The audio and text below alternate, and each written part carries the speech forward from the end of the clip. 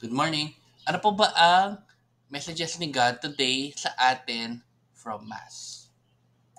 So number one, God's grace is not rationed. So ibig sabihin nun, yung pagbigay ng grasya ng Diyos, hindi po siya yung paunti-unti or ito lang ang ibibigay tas yung ibang parts sa isang ano na talagang hindi siya ration at talagang abanda siya. Kailangan lang talaga natin siya hingiin, which is related to number two, we must ask for grace. So, wag po tayong uh, magsasawa na magdasal at humiling po sa Diyos ng grasya mula sa Kanya.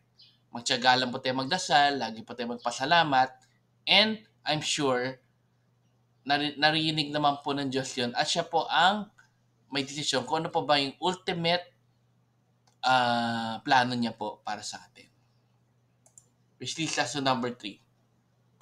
God is always available and in super abundance. So, ayan. So, kahit ano pong gawin natin, talagang super abundance si God and kung ano man yung mga blessings na binibigay niya, lagi po yun available and in abundance. Kumbaga, may plano lang po talaga siya para sa atin kung ano ba talaga yung grace na nararapat po sa atin. Kaya, lagi lang po tayo magdasal, magpasalamat, and humiling po sa Kanya. Which leads us to the last part, number four. Let us surrender to God and that everything is grace and it all comes from God.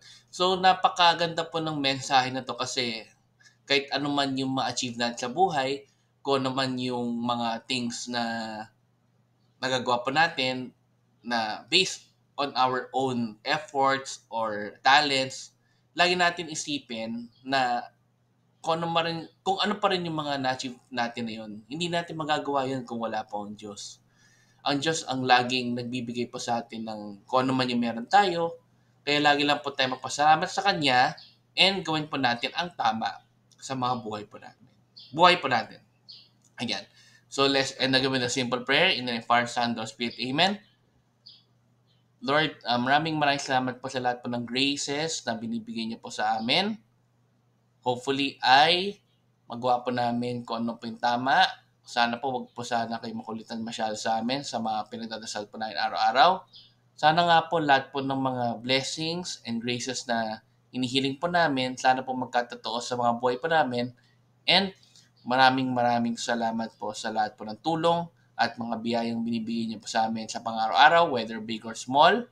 And hopefully, Lord, huwag kami mawawala ng pag-asa sa pagtsatsagang pagdadasal po sa inyo.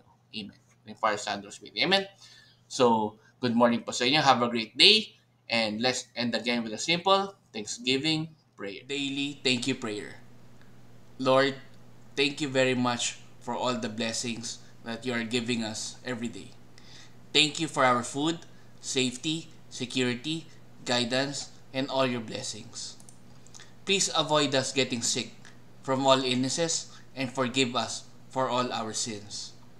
Lord, I pray that all our hopes and dreams will come true in your own time. Again, Lord, thank you for all the blessings that you have given us. Amen.